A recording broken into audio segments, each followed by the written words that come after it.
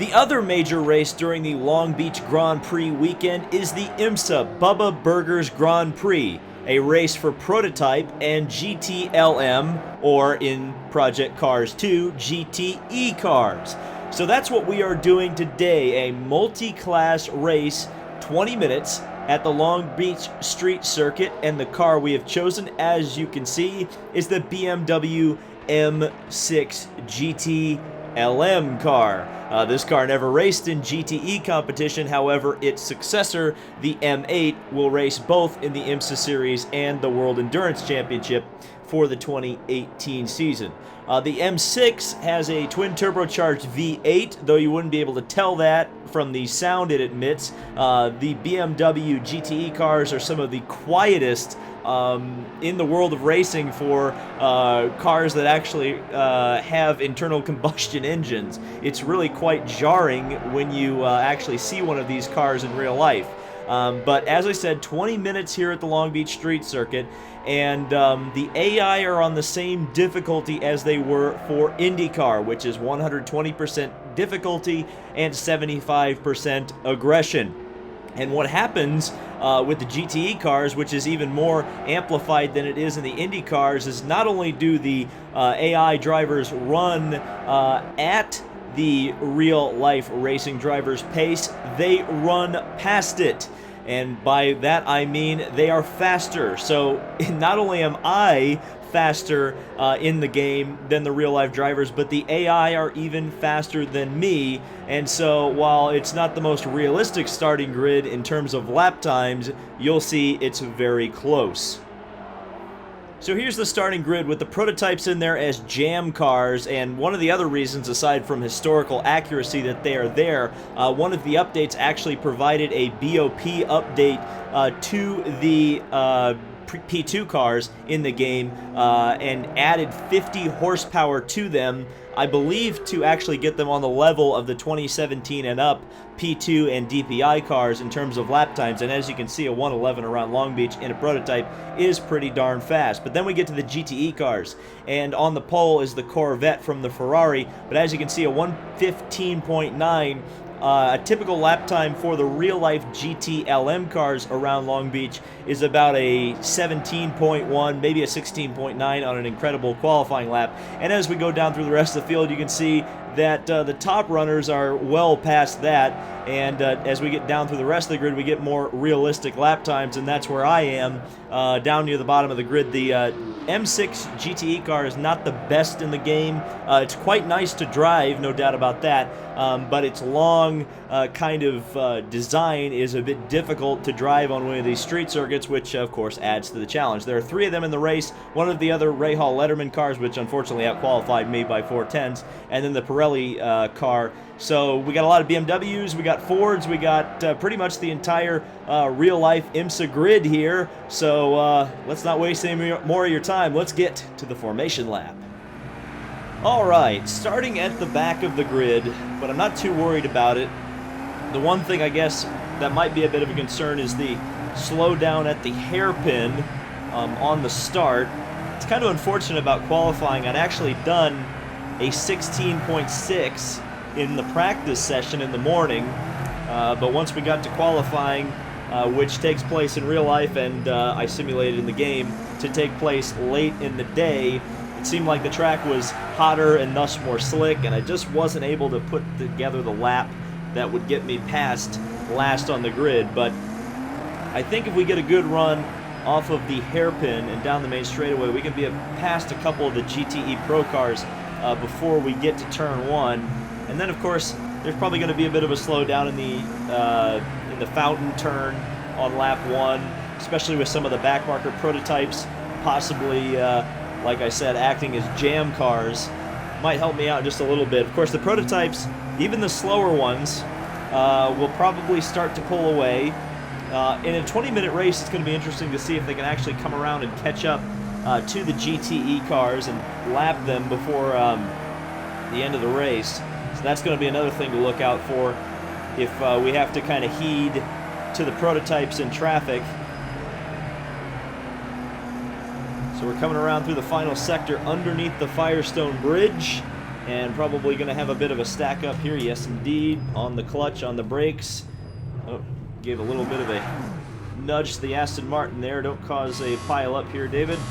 All right, not the best exit off of the hairpin, probably because I was in second gear, which was pretty stupid of me.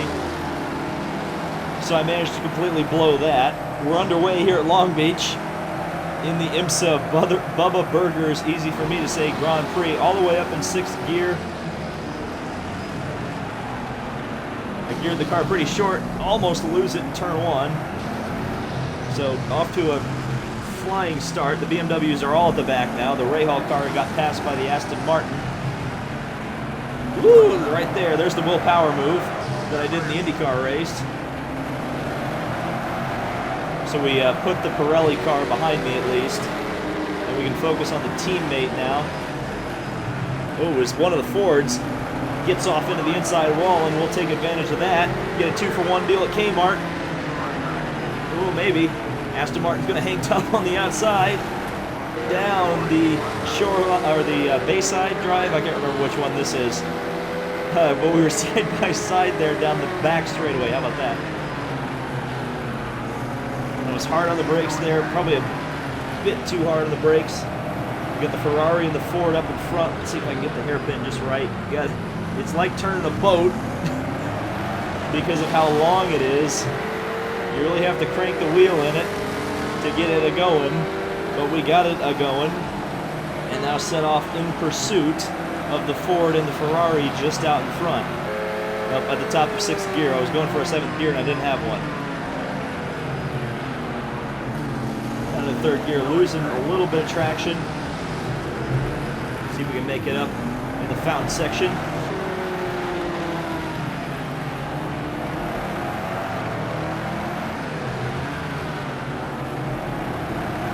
You can hear the traction control really works overtime at this track.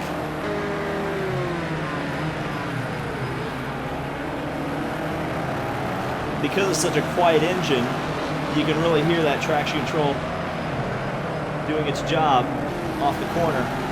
As the Aston Martin was coming up fairly close behind me there, couldn't quite get a dive on me.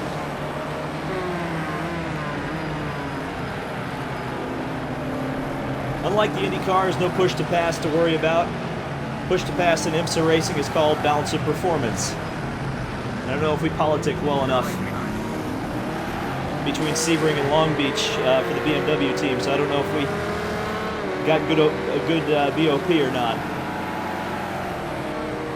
So we're up into sixth gear. Ford's starting to pull away a little bit. I love it if that Ferrari holds him up a little bit. Oh man, really bad again.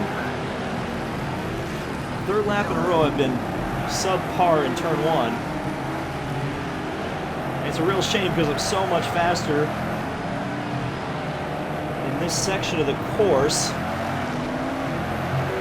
But I can't capitalize on it because by the time we get to here, like with the Indy cars, I'm just not as good as I lock the brakes up there. Thankfully in a GT car, silent there because I saw the Aston coming, but in a GT car it's definitely a lot more forgiving than the Indy car, which is on the ragged edge literally all the time. I know some people, as I touched the wall there, were disappointed that I made a mistake on the final lap, but I'll tell you, it's no small feat to keep an Indy car under you for 20 laps plus about half at Long Beach. You know, until you've done that at 120 AI, I don't want to hear anybody complaining about IndyCar drivers. Because the concentration and skill required is unbelievable. And this is no slouch job either. That was my best split so far because I didn't actually almost hit the wall in turn one. But if I can put a few solid laps together, we may be on the back of that Ford, because he's getting held up by the Ferrari. It really does seem that way. was actually far enough away from the Aston Martin that he didn't get right on my bumper coming through the corner onto the back straightaway. So we're improving. Woo-hoo.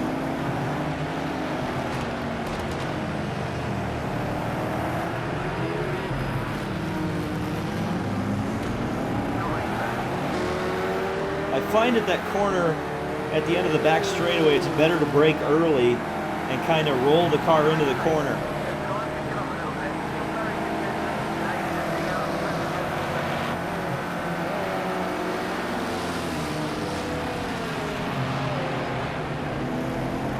Finally, decent turn one. So a bit squirrely through the fountain section. Whoop. A little bit of back end kicking out. Right out next to the wall on the exit.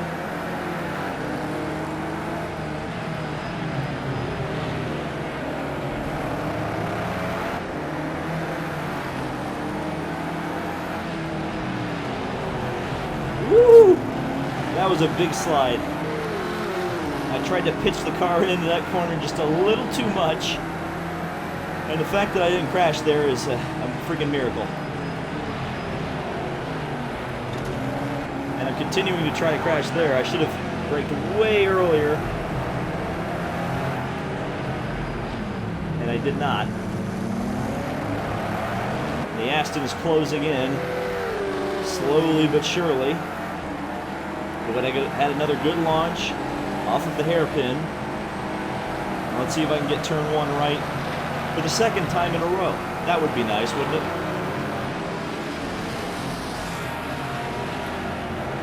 Whoa! Nope, that wasn't right. That was two wheels and a wall contact.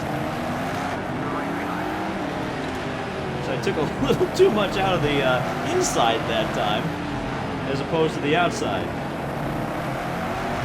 Boy, that was interesting.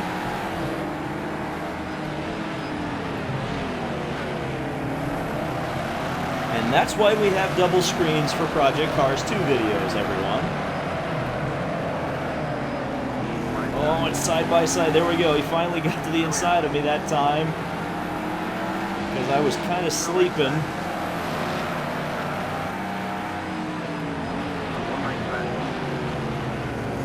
Man, he is trying so hard to get to the inside of me. He wasn't able to do it. Alright, let's refocus. I absolutely had my real life hands absolutely as crossed up as they could be that time. I had so much wheel cranked in it. It was unreal. Yeah, my pace is dropping off because I was on two wheels through turn one. If I don't do that again, I think you'll notice an improvement.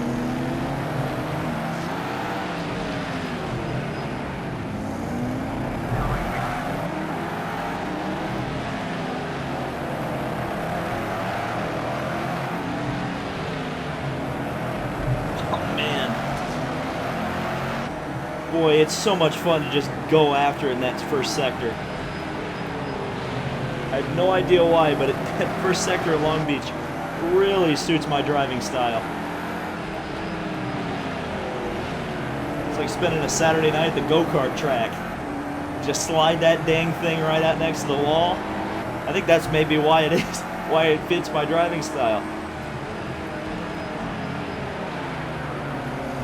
This is a corner you don't want to slide at, yet I slid anyway. Almost caught the wall, thankfully. Saved myself. Once again, absolutely had all the wheel cranked in it as possible to get this boat to turn. And I mean boat in the nicest sense for my friends and I guess employer in terms of this race in BMW.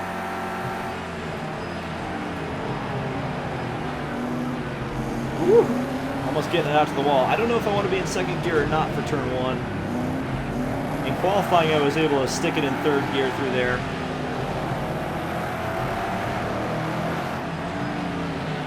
That may not fly anymore.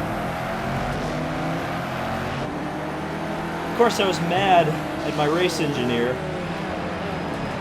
the last video because he didn't talk to me on the last lap. And then I realized who the race engineer is.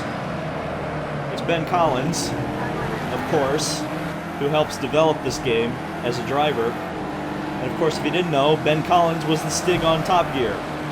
So I was expecting the Stig to talk. And that was a big mistake.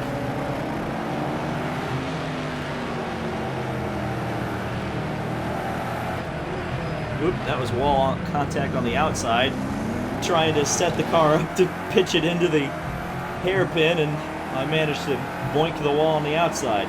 So the Ford and the Ferrari are gone, as you would kind of expect them to be, with all of my antics.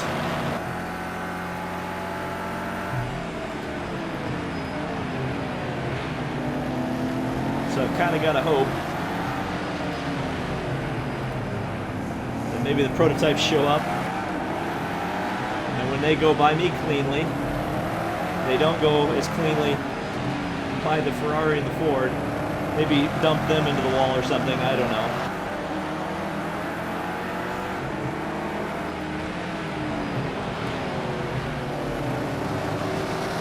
See how much time I'm losing there. The Aston Martin. But I get a good exit off of that corner, and then I'm gone down the straightaway. Could just be a case of, you know, different cars. Aston Martin, the oldest GTE car on the grid. And then the BMW M6, which is actually, I guess, technically the youngest on the grid. So just performing differently in different areas. It's always kind of funny how much BMW replaces their GT cars.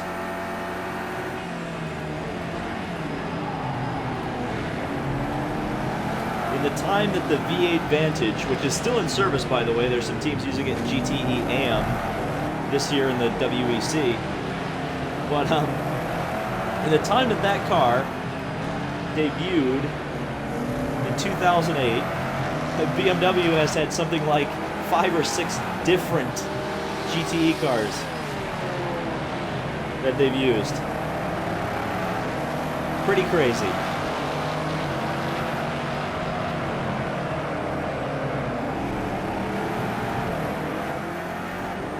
So again, just trying to stay as far away from that Aston Martin as I can.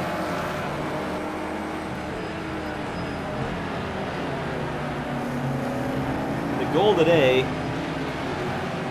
really should just be keep it on the road, dummy. Don't put it in the tires. So there you go. The Stig is talking, which is good. That's what I need. Thank you, Stig. But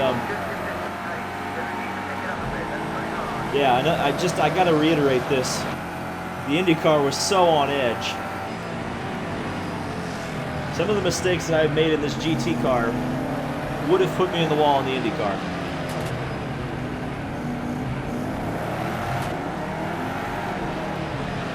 So I've got to say, I think I drove better in the IndyCar. I think the IndyCar video, even though I crashed at the end, I'm proud of that one because I feel like it was the video that I did the best driving I've ever done in Project Cars 2 in.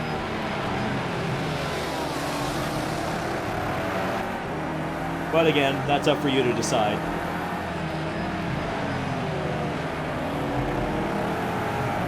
I definitely think there's some tire fall off right now, as there usually is in these in Project Cars 2. It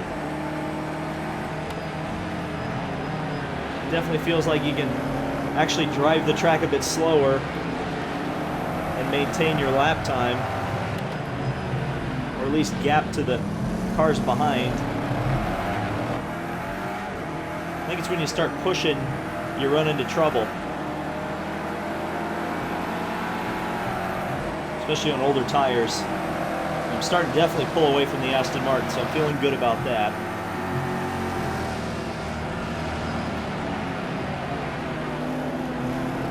Because of that gap, I can kind of drive the racetrack and not have to drive defensively. which is helping me out a little bit. Being kind of able to choose my lines into the corners and not have to look in the mirror and say, okay, where's the Aston Martin? So 5 minutes to go already.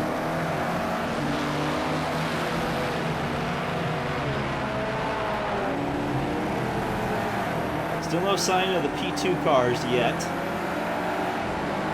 But they may come blowing by on the last lap. You just never know.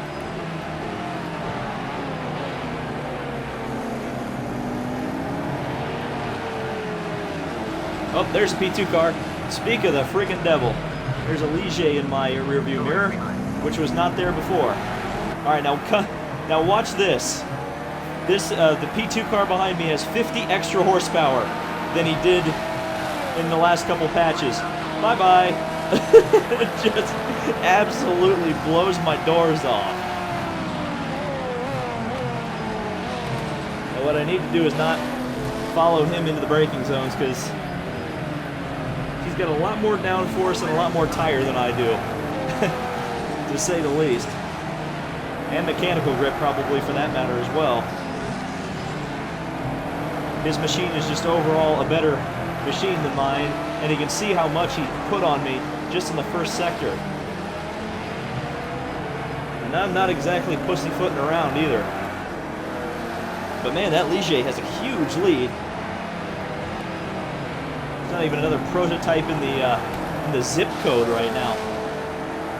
Haven't seen any more yet. Obviously, you guys can probably see them because the TV angles are so freaking good at this track.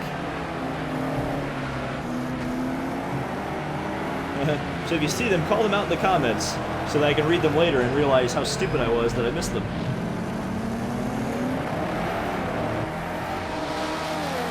Another good thing about that prototype traffic, though, it kind of broke up the GT field just a little bit more, which has continued to give me a little bit more of a cushion. And I like them cushions.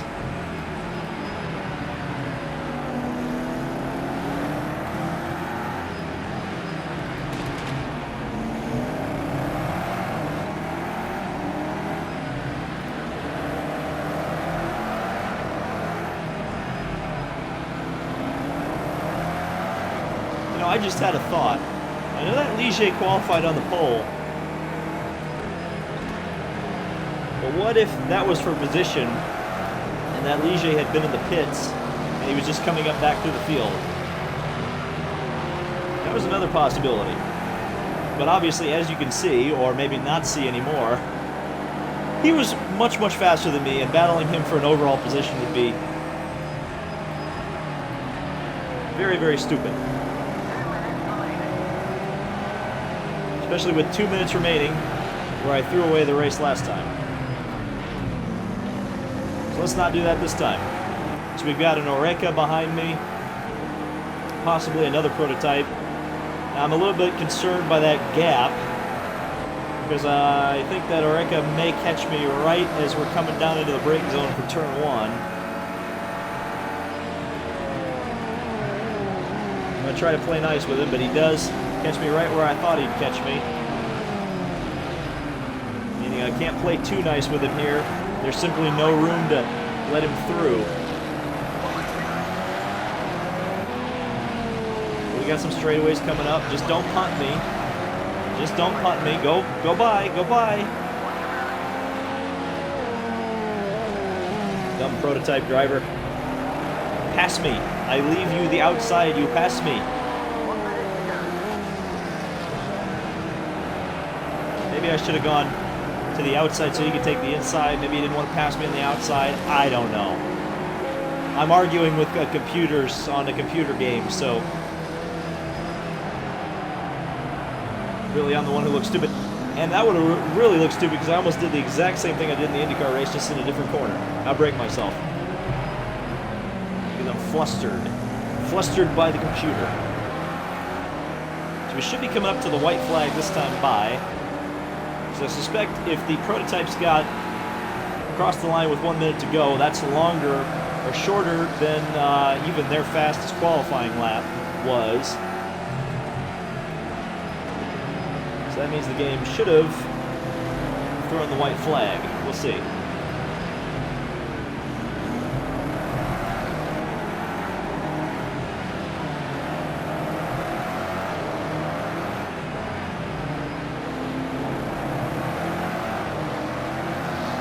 Again, just kind of pulling away from the Aston Martin, which is good. Bad corner to that one, though.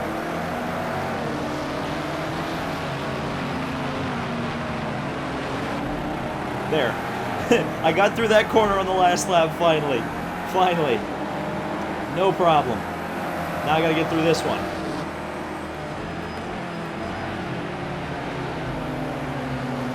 Almost out to the wall, but not quite. This should be off the final hairpin for the final time. Unless that Ligier has really got a huge lead. And we'll take a pretty solid, I believe, 4th position. So, hey, I'll take that. So the final finishing order, no real surprise up front. It's a Ligier from an Oreca from a Ligier, and then the two SMS designed cars. The freaking Corvette, which qualified on the pole, and it was the only GTE car not to go a lap down because you still got to complete the race. So, man, oh man, that Corvette was in a league of its own. BOP, that dang thing. They were running without restrictors. Only GTE car to finish on the lead lap. The Ferrari was 2nd. The Ford was 3rd. I took it 4th in class, of course, 9th overall. Then we had the Aston and the 2 Beamers bringing up the rear. So that was a lot of fun, as IMSA racing usually is in Project Cars 2. Have to say, this is usually like the prime, best way to play Project Cars 2 is to do realistic multi-class sports car racing, because, man, sometimes it delivers an amazing experience, even if the driving isn't the best, as I almost crashed there in the first turn, as you guys saw. But, man, again, my hat's off to SMS and everybody who worked on the game, because Long Beach is just absolutely fantastic. There's a few other games that have it, but as far as I'm concerned, this is the best version of it, bar none. And, man, this was wonderful. So let me know down in the comments if you enjoyed it, what your thoughts are on Long Beach, IMSA, IndyCar, all the fun stuff that we discussed in this video. And also subscribe for more sports car racing and motorsport content. Got a pretty interesting bandwagoners guide in the oven for those of you who like sports car racing, so I hope you'll enjoy that when it comes out near the end of the month. So thank you guys so much for watching. This has been David Land on YouTube, and we'll see you in the next video.